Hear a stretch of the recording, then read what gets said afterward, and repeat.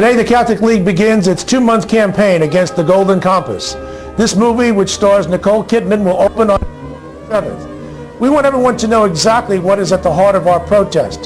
The Golden Compass stars Oscar winner Nicole Kidman. It's adapted from the first novel in a trilogy by Philip Pullman. He's an outspoken atheist.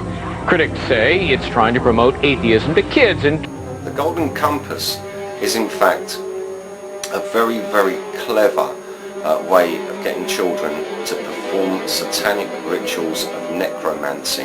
This is something new. They want to sell atheism to kids, and they're doing it in a backdoor kind of stealth fashion. Are certainly building a step-by-step case against the church and against anyone who reads it. And kids in schools. Now, right. Even if you don't believe, let me just finish here, Annie Laurie. Even if you don't believe that my belief is based on truth, that is in God, we know that, at least in my personal life and in billions of other people's lives, religion has been a source of peace, of serenity, of happiness, and I don't understand why militant atheists wish to take that away from kids.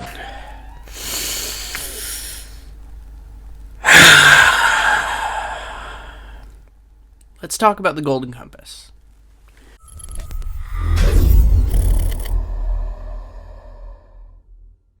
The Golden Compass, written and directed by Chris Weitz of American Pie and Rogue One fame, was released in December 2007 to middling reviews and box office returns.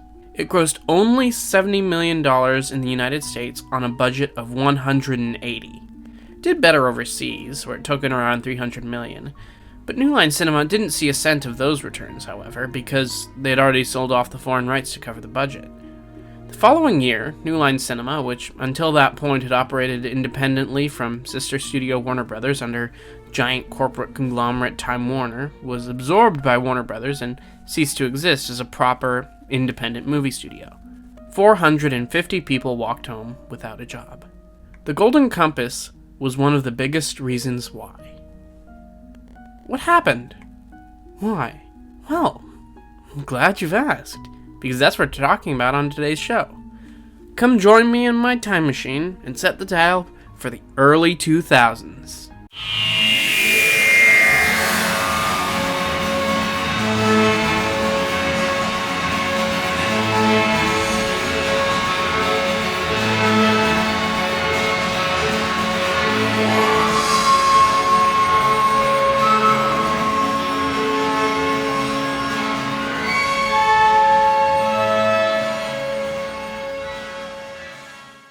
Although Philip Pullman's book trilogy was first published between the years of 1995 and 2000, Hollywood only came knocking for a film adaptation in 2002.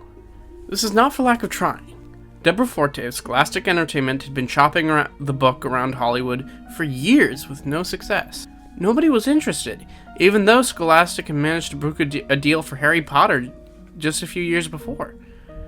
Finally, New Line Cinema decided to bite in 2002 following the hugely successful December 2001 release of Lord of the Rings. New Line Cinema, hungry for hits to stave off pressure to merge with Warner Brothers, greenlit an adaptation. They hired Tom Stoppard of Rosencrantz and Guildenstern Are Dead fame to pen the script. For some reason, New Line Cinema was not happy with his draft, and this is where Chris Weitz enters the story. The Golden Compass was an unlikely project for Weitz to pick up at the time. With his brother Paul, he had previously directed 3 films, including American Pie, and was just coming off of the high of being nominated for Best Adapted Screenplay for their film About a Boy. In his career, Weitz has only ever used visual effects once before, and he recalled messing it up. A man known for co-directing and co-writing romantic dramas and sex comedies would probably be the last man on the list to direct an intricate, visual effects-heavy blockbuster. Chris Weitz, however, had read the books in the 90s and fallen in love with them like many others. He was eager to step up to the plate and bring the series to life. So, in order to do so, he sent New Line Cinema an unsolicited 40-page treatment, basically a summary of what he wanted to do with the story, for his vision of the adaptation. It must have been impressive, since he got the job, and more. Not only did New Line Cinema hire him to write the film, but to direct it too. In preparation for the daunting task of directing a film of such scale, Weitz visited Peter Jackson on the set of King Kong, who gave him advice about how to direct and how to deal with directing blockbuster films, as well as how to deal with New Line Cinema, the studio. It does bear mentioning here that Jackson's production company, Wingnut Films, just so happened to be involved in a lawsuit with New Line Cinema at the time. Put a pin in that, we'll talk about it later. Before Weitz even had to think about directing the film, he still needed to write it. Just adapting The Golden Compass would be a difficult task for any screenwriter.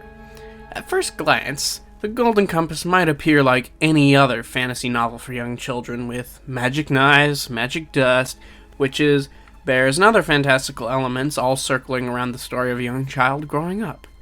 But, appearances aside, this story is a little bit different.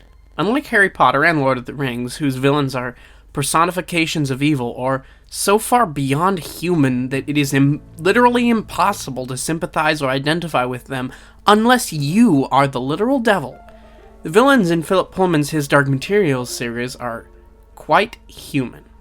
The plot of The Golden Compass concerns Lyra Belacqua, her uncle Azrael, and the mysterious Miss Coulter, who, along with the Magisterium, a thinly veiled allegory for the Catholic Church, all search for a mysterious substance called dust.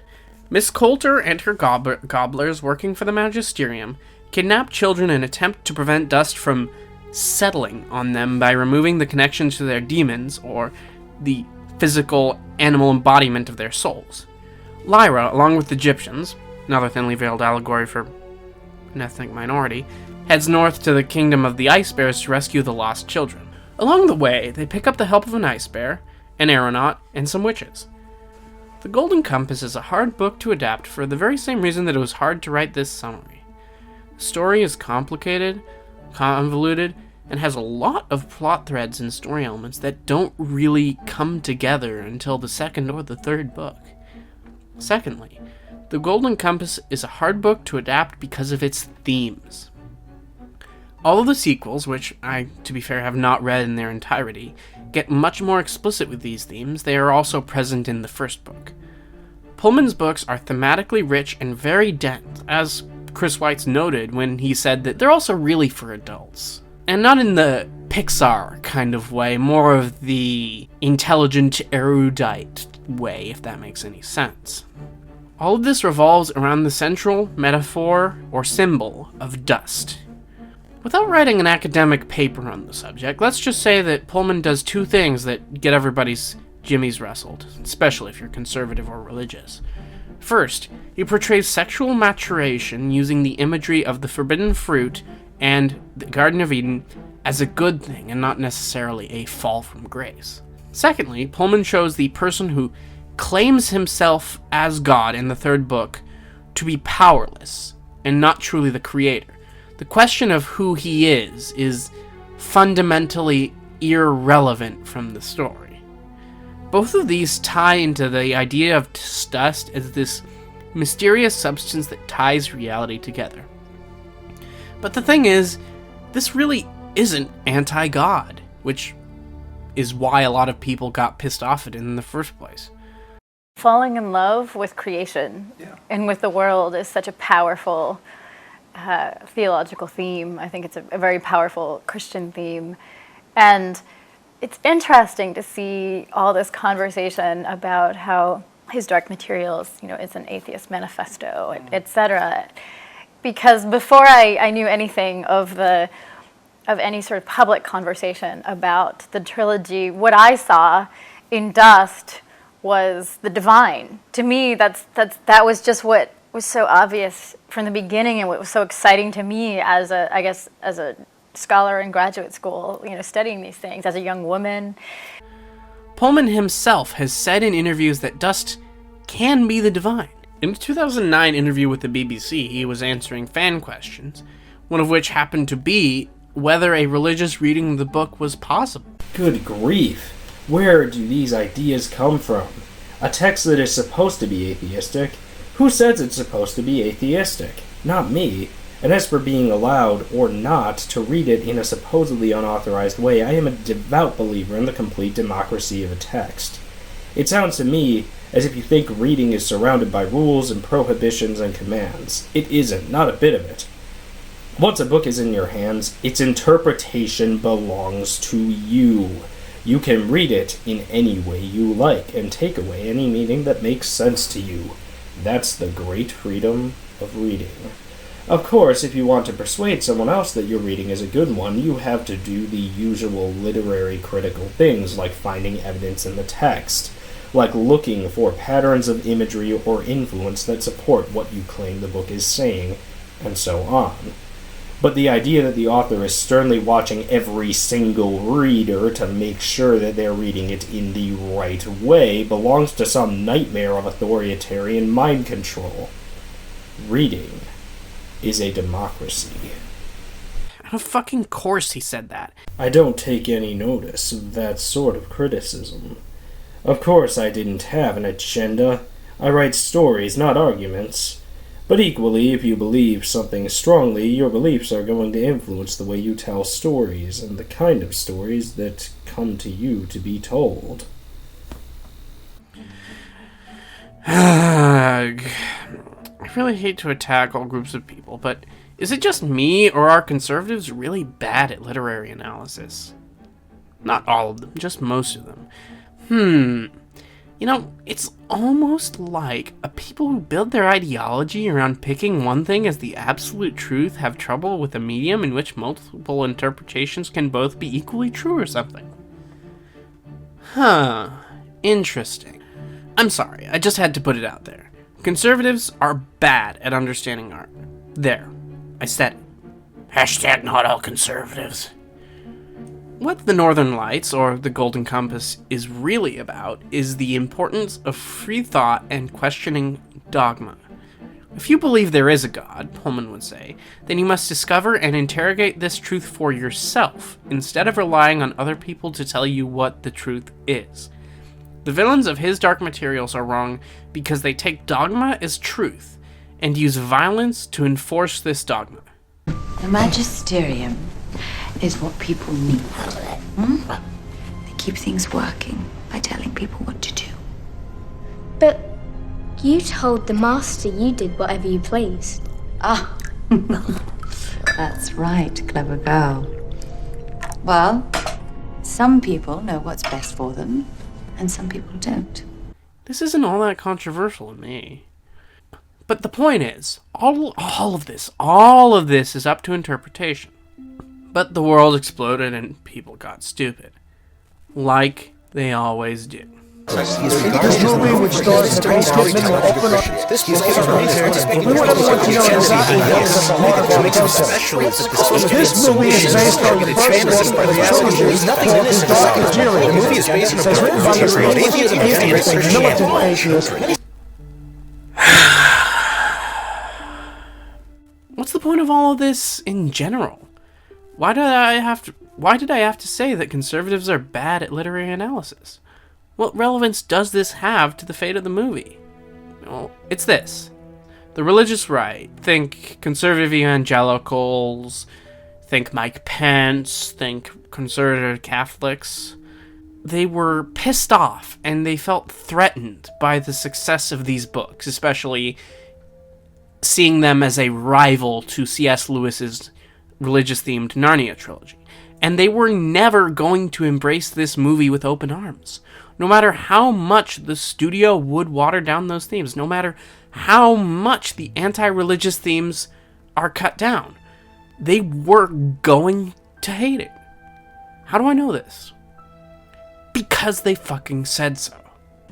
New Line Cinema, the studio that's releasing the film, and it's a $150 million film, very highly marketed, says that the movie has been cleansed of some of the things that people might find offensive in the books. But even if that's the case, there's still a danger there, isn't there? There's still a danger in the sense that the movies are in some ways marketing the books. And parents and children who go to the movies will say, that was a wonderful experience. Let's go and get the books and find out what happens next.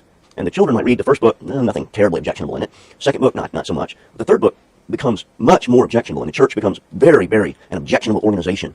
And the parents might not even realize that. Even before the movie had a script, it was already stuck between a rock and a hard place. You have two choices. You water down the themes of the book too much, and the fans, the core audience of the property, will hate you. Regardless of what changes you make in the book, the religious right, on the other side of things, was always going to hate you. In retrospect, the choice seems obvious. You should have just adapted the book as it is. But at the time, there was hope, at least among the studio executives, that they could create a family-friendly fantasy movie for all ages. Think somewhere along the success of Harry Potter. All of this was a situation that presented itself to Chris Weitz when he boarded the project in 2003 to write and direct. He loved the books, warts and all, and he was clearly very passionate about the project. So therefore, he set about writing the script while New Line counted the dollars it was raking in from the Lord of the Rings films. An early draft of his screenplay for The Golden Compass leaked online a few years ago, and I sought it out and read it. Honestly, I'd say it's pretty good. It's a bit long at 186 pages, but nothing's perfect. For context, one page of a screenplay usually translates to about 1 minute of on-screen time. So a screenplay of 186 pages would be 186 minutes, or a little over 3 hours. The finished film clocks in at less than 2. Clearly, a lot was cut from this draft. And you can see it on the screen. For example, it has a completely different opening. The script opens with a lecture where Lyra is struggling to stay awake while obviously a magisterium official lectures her and the scholars around here on the merits of absolute truth and following the dogma of the church.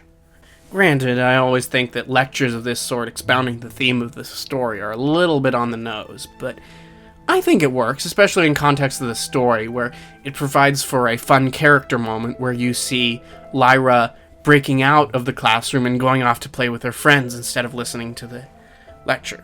Particularly in this adaptation, I want to congratulate Chris Weitz's work on translating some of the more literary moments to the language of film. The Golden Compass is a little bit like American Gods by Neil Gaiman in that it takes such a perfect advantage of the medium of the written word that it makes a cinematic or a filmed adaptation almost impossible. Weitz works around this. For example, to illustrate the theme of intolerance present in the book, Chris Weitz writes a scene where Lyra, the main character, and her friend Lee Scoresby witness a witch being burned in Svalbard. Similar to Philip Pullman's books, this scene is a very effective way of mixing together fantastical elements such as real witches with magic powers, as well as historical events such as the Inquisition and the Salem witch trials into a really interesting, compelling, alternate, fantastical history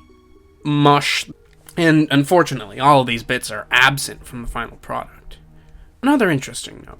Tom Stoppard, remember him? His first draft of the story, according to the New York Times, was the first one to massage the anti-religious themes of the book into more anti-authoritarian themes, which Philip Pullman was reluctantly on board with. And interestingly enough, Weitz's draft restores some of these anti-religious themes. Now, granted, they're not as explicit as the book, which draws a direct line between the Pope and the fantastical evil magisterium, but they are there. Enough to piss off the religious lobby for sure. Clearly, what I read was an early draft, and you can tell. The third act is bloated, and similar to the book, it goes on for way too long. But you can get away with that in a book, and not so much in a movie. I'd say the screenplay I read was easily 20 to 40 pages too long for the script that they were telling. But then again, early draft. Reportedly, Weitz got his shooting script edited down to a length of roughly 156 pages. That would make, uncut, a 2.5 hour movie. 40 minutes longer than the final product. Keep that in mind. However, between the leaked first draft and the shooting script, something went wrong. In December 2004, Weitz left the project, citing creative differences with New Line Cinema as well as apprehensions about the scale and technical intricacy of the production. He got cold feet. He didn't feel prepared to direct a film as complex and intricate as The Golden Compass. When Peter Jackson decided to direct Lord of the Rings, he'd already made 6 movies, many of which were horror or action movies shot on shoestring budgets. I kick ass for the law. He'd founded his own visual effects company, Weta Digital, to provide the visual effects for the movie he'd created prior to Lord of the Rings, The Frighteners.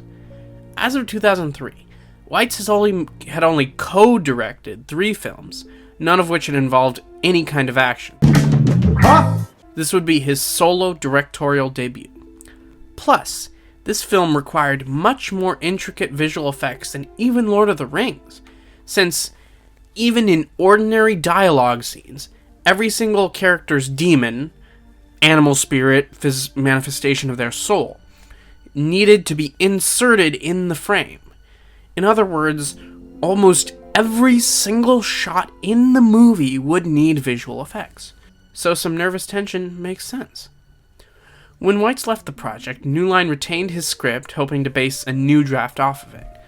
In August 2005, New Line hired British director Anand Tucker, another filmmaker known for dramas and rom-coms, coming off of his 3rd film, Shopgirl. Now, this is mere speculation on my part, but it does strike me as suspicious that New Line Cinema, in choosing directors for The Golden Compass, both times chose directors who were inexperienced in the world of visual effects and action to helm their visual effects action movie. This is a fairly common thing nowadays. John Watts. But back then, it was very uncommon. Chris Columbus had made 9 films before working on the first Harry Potter movie. Peter Jackson had done 6 before Lord of the Rings. The norm of the day was to hire experienced, proven directors to launch franchises instead of relative newcomers. And why didn't New Line Cinema do that? Well, let's go back to that lawsuit. At the time Chris Weitz went to meet Peter Jackson in 2004, Peter Jackson's company was suing New Line Cinema over false accounting practices. Wingnut Films claimed that New Line, a company which is notorious for so-called creative accounting, had failed to pay royalties for their Lord of the Rings films as promised. That's a practice that's more common than you might think. Lucasfilm, for example, still refuses to pay royalties to David Prowse, who played Darth Vader for Return of the Jedi, claiming that the film did not break even from a worldwide gross of $572 million on a budget of $42. This is why you always ask for a share of the gross and not the net. Point is, New Line Cinema had worked with Peter Jackson, an experienced, self-assured filmmaker who had managed to secure a substantial portion of the back-end profits. Now they were working on what they imagined to be their next Lord of the Rings, and New Line Cinema, at least as I imagine it, wanted 2 things in a director. Someone who'd do what they wanted and not what he wanted, and someone who couldn't demand a big paycheck. You see, even compared to other film studios, New Line Cinema is notorious for bad accounting practices and hiding film profits. That's why it took so long to get the Hobbit movies made. Neither New Line nor Jackson would budge on the lawsuit. Anand Tucker did not end up lasting much longer on Lord of the Rings either.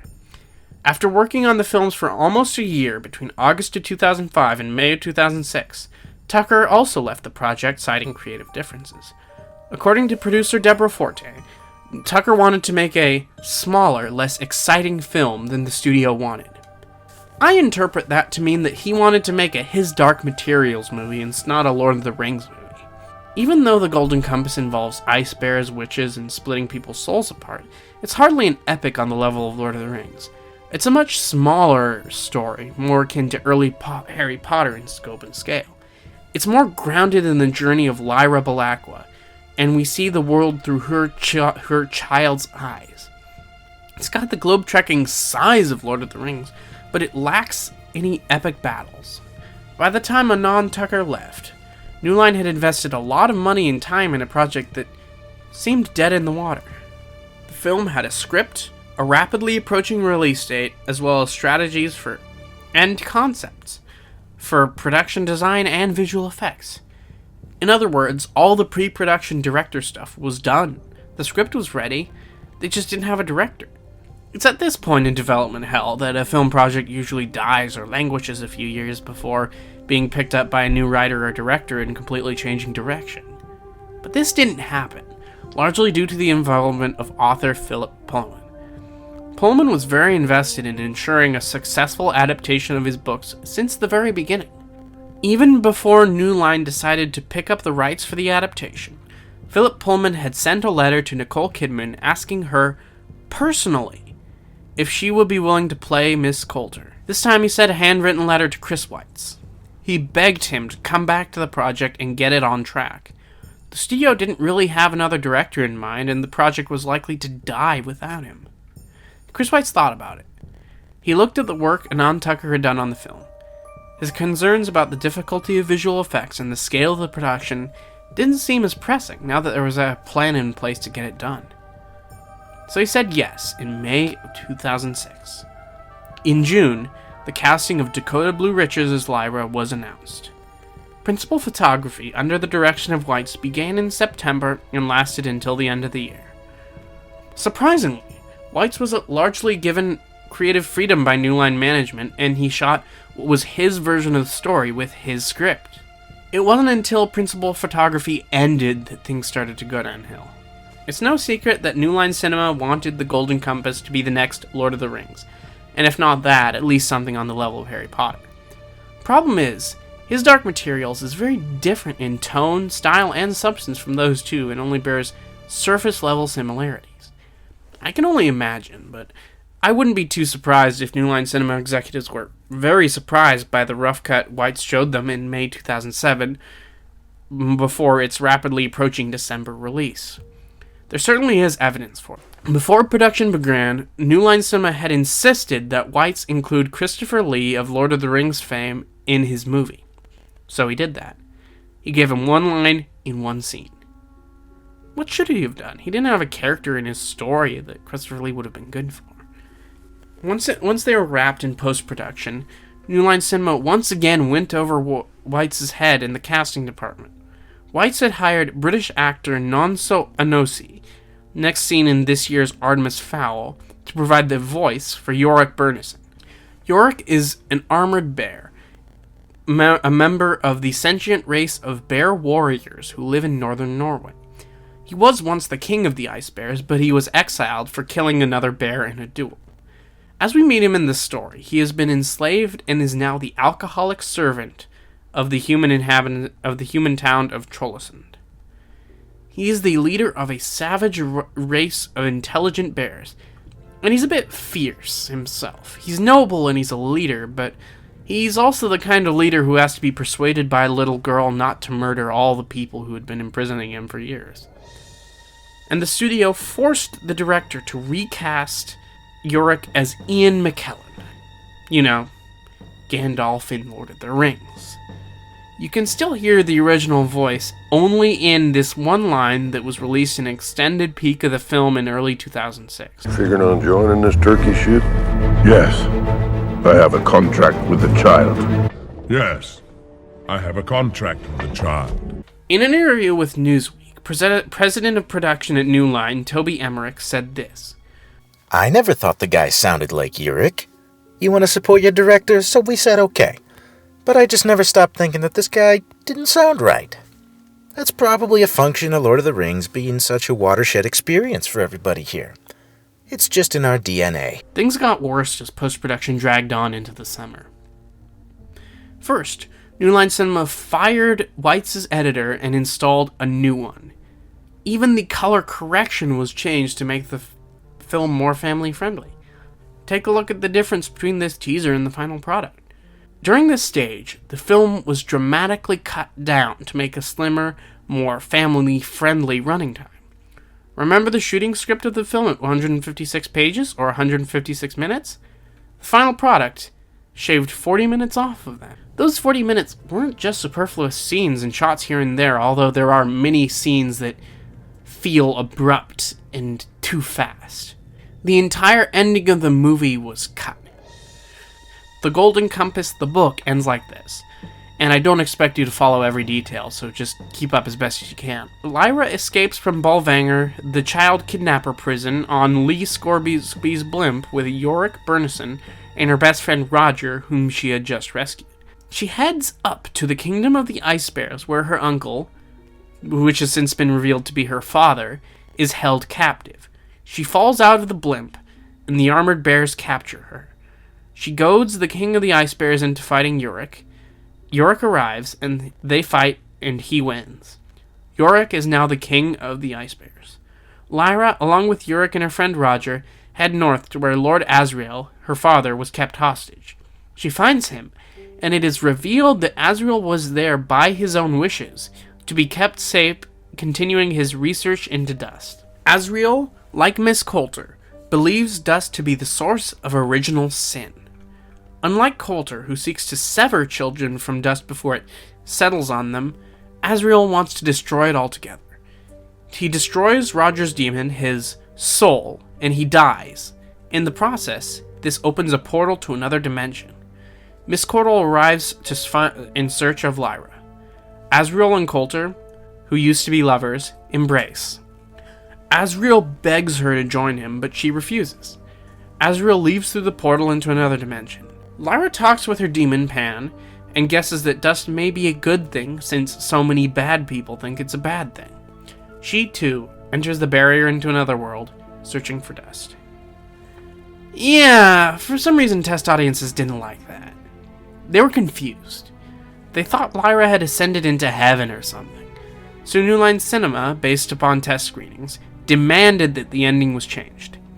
Weitz came up with a drastic solution, which is the fatal sin of the movie. Instead of including the book ending in the film at all, Weitz restructured the whole second and third acts of the film. Earlier in the book, Lyra is captured while heading north with her friends and thus is taken to Bolvangar, the child prison. In the movie, Lyra is also kidnapped in this moment, but instead she is brought to the Ice Bears. The sequence plays out much as it does before in the book, just earlier in the story. She and Yorick then head to Bolvangar. Much as before, they reach a narrow precipice that Yorick cannot cross, so Lyra does so alone. She then enters Bolvangar, the child prison, and proceeds to fuck shit up. They then fight outside Lord of the Rings style, just on a much smaller scale. Then Lyra, Yorick, and Roger head north, piloted by Lee Scoresby on the blimp and accompanied by the witch Serafina Pekkala. Credits roll. Not only does this ending piss off the fans, but it also left filthy casuals like me confused and disappointed. Compared to something like Lord of the Rings, the Golden Compass's story is a lot less streamlined. Cutting the third act like that basically turns the rest of the movie into an incoherent gibberish. It ends without tying any of the important plot threads together. Like, take for example Lord Asriel, played by Daniel Craig. In the beginning of the movie, Asriel is introduced as an important character to the point where he is the one who introduces the concept of dust to the audience. Then, during the middle of the movie, we see his capture by pirates. And he disappears from the movie, never to be seen again. You see, there's this thing called Chekhov's gun in theater. There was this pretentious Russian guy who thought that we should take acting and theater stuff more seriously, so he did this thing called method acting. Still pretty popular. He basically said that if there's a gun on the wall in the beginning of a story, it must be fired at the end of the story. In other words, everything must be there for a purpose, which is to develop and further the story. If Lord Asriel mentions dust in the beginning of the film, he must do so because it will be important at the end. Otherwise, what's the importance of him being there at all? What is the importance of dust if it never appears or does anything ever again? People just talk about it like it's important without anything important happening because of it. But more on that later. Once all these changes were made, the finished film made its way to theaters in December 2007, 12 years after the release of the book in 1995. What had once been a passion project for director Chris Weitz had turned into a nightmare. On the press tour for his next movie, Twilight New Moon, Weitz called the film a terrible experience. The movie debuted to lukewarm reviews. Peter Travers wrote for Rolling Stone, saying, "The Catholic League thinks it's anti-Catholic. Admirers of Philip Pullman's 1995 His Dark Materials trilogy think the film guts the backbone of the book. Me, I think it just blows." Peter Rayner said, "The only thing missing is richly imagined characters, a comprehensible story, good acting, and satisfying special effects." My own reaction to the film was similar. I watched the film late one night on pay-per-view at my aunt's house. I fell asleep and remembered little of the film when I woke up. Watching it now, with the context of knowing what happened behind the scenes, I have both more and less appreciation for it. The beginning and the ending in particular have the fingerprints of the studio all over them. Rather than opening with the classroom scene like Weitz originally intended, the finished product opens with narration by Eva Green's Serafina Pekkala, a character who does not appear in the film until 2/3 way through.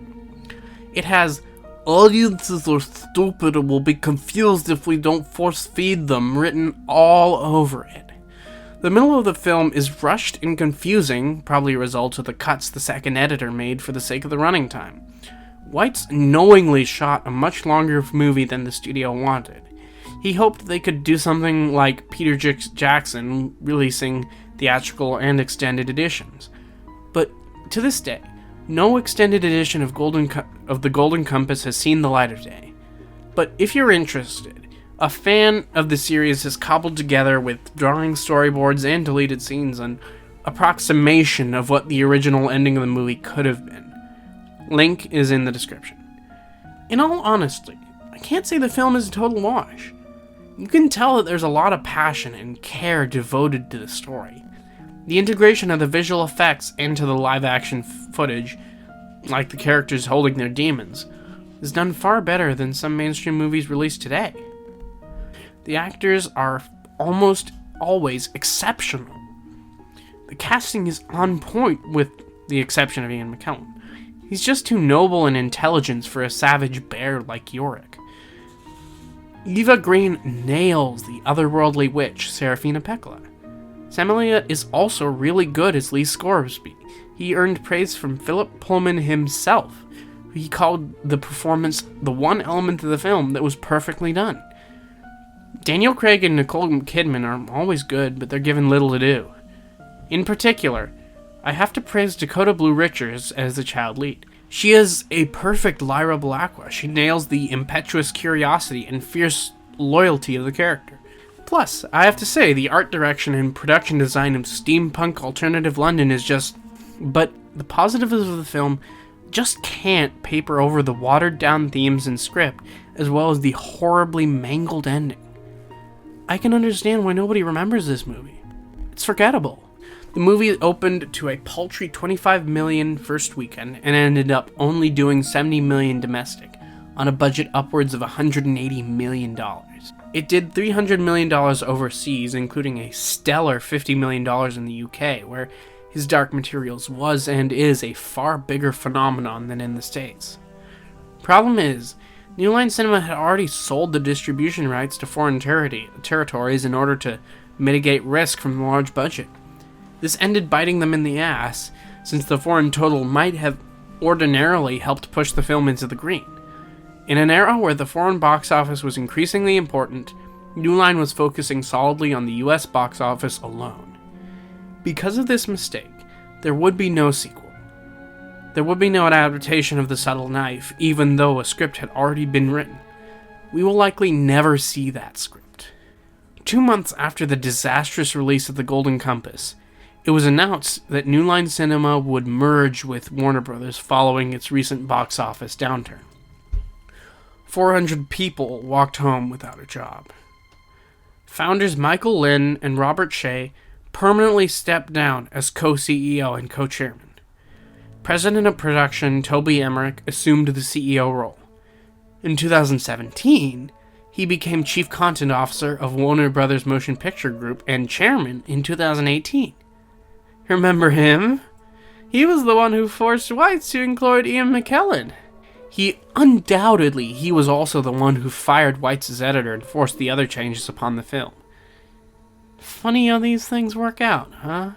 In 2015, 8 years later, the BBC announced that they had commissioned a television adaptation of the show with New Line, what's left of it, co-producing.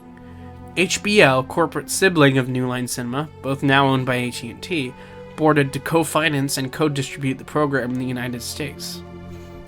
Daphne Keane of Logan fame is going to play Lyra Blackwell with a supporting cast that includes Lin-Manuel Miranda and James McAvoy.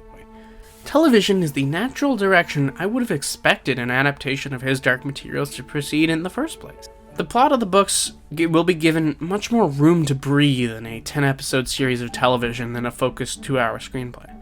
His Dark Materials is just not the book series I would most expect to be given a big budget blockbuster adaptation. The story is too complex, the themes are too subtle, and it draws just enough controversy that it can't quite obtain that four-quadrant mass-market appeal executives so desperately want. Superhero movies are far easier to market and attract much less vitriol from easily triggered conservative snowflakes. But I'd have to say, they did their best. Doing the research for this video, I have learned that Chris Weitz is a far better writer than I gave him any credit for. While looking for footage to use in this video, I ran across an interview with Peter Jackson following the release of the first Lord of the Rings film. He said this. The history of it, because it is very interesting. I mean, people don't realize really how close this film came to not happening at all. People do not realize how close it came to not happening. In other words, The Lord of the Rings was a miracle. In talking about the Golden Compass, I would say the exact opposite. I would say that people have no idea how close it came to happening. It had a passionate writer-director, it had a passionate, talented cast, headed up by a very good child actor. But the studio ended up shooting itself in the face, and the Golden Compass was the bullet. In order to avoid controversy, they watered down the anti-religious, anti-Catholic themes to basically nothing. They tore apart the ending to avoid confusing the dumb audience.